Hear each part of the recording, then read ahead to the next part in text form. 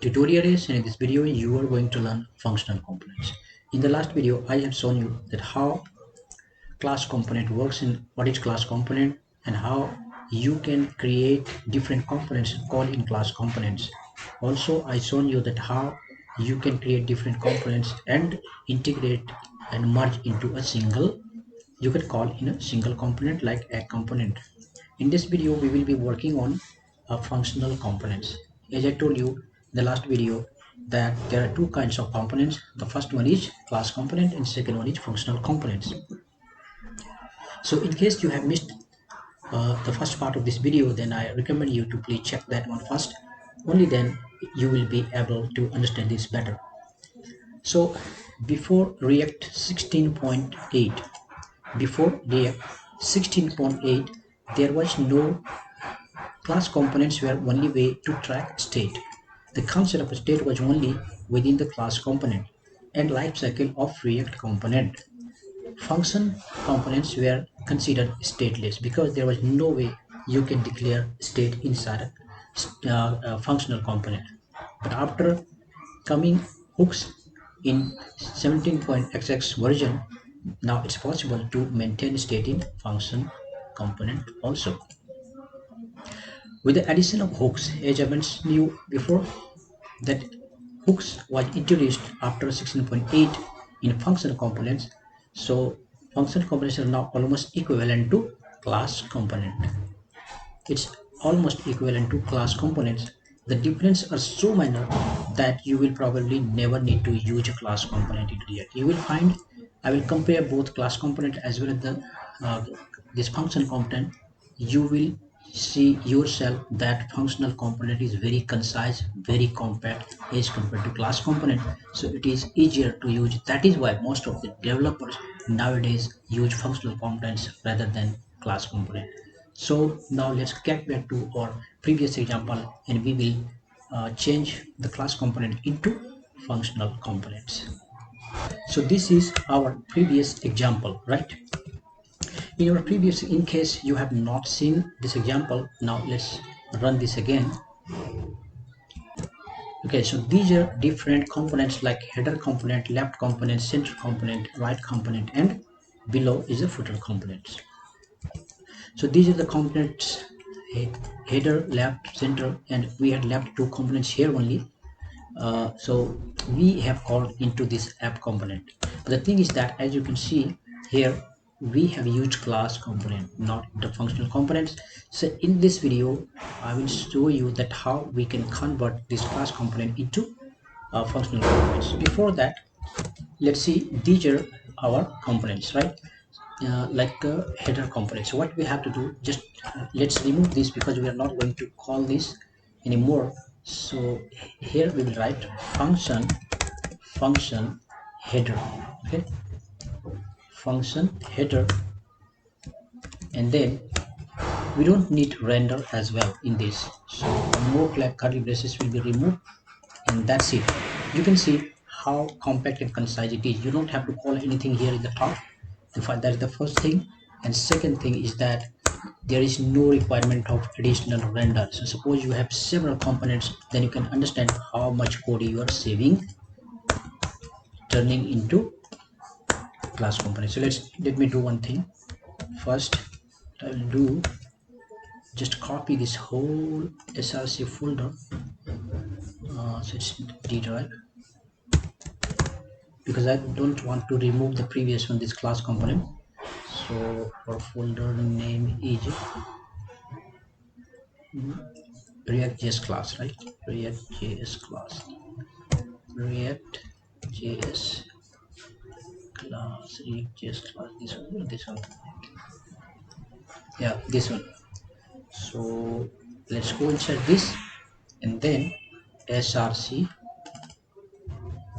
Okay, so what I will do, I just copy this src folder so that we can refer to this class component as well. So I will name it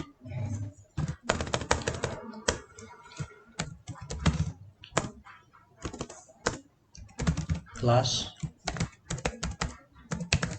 components. Okay, now we can change here, there is no problem at all. So So this is, you can see this is your class component, right? Class component, this is a big code. Now so the same code we are converting to function component. You can see it's very convenient and easy as well. So similarly here also, let's remove this code, the top one, to converting into function components. So once again we will write here function, and this needs to be removed as well as this. Okay, so there will be only uh, this curly braces and additional curly brace, and this additional curly brace needs to be removed. And you can see once again it is also so concise, so easy. Header left and center as well, I'll delete it, as well as I'll delete here this center, and here the parenthesis, and then function center. Then let's remove this render, and from here this as well. So remove space. Now it becomes easier and concise. Now in this app component as well, we will write here function app, and then nothing, these things. So let's remove this as well. Now let's go back here and remove this as well. Here also in the right component I had left, let's do one thing here. Let's create to these components as well. So the component name is, what's the component name? Right. Okay, so let's create here src right.js. Okay, so right here, rather than a class, function right exchange, there is no requirement of this at all. So then let's remove this, and then export default. We need to write here export default, and then right. That's it. And one more is remaining, that one is this footer. Okay, so let's create another one also here, footer.js, paste it, then again here function footer, and then this, let's remove render, and this one also. Now you understand why people prefer this, right? Because it's very easy and short also. Export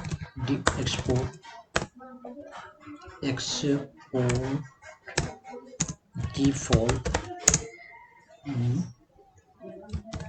footer. Okay, right, now we need to call here as well.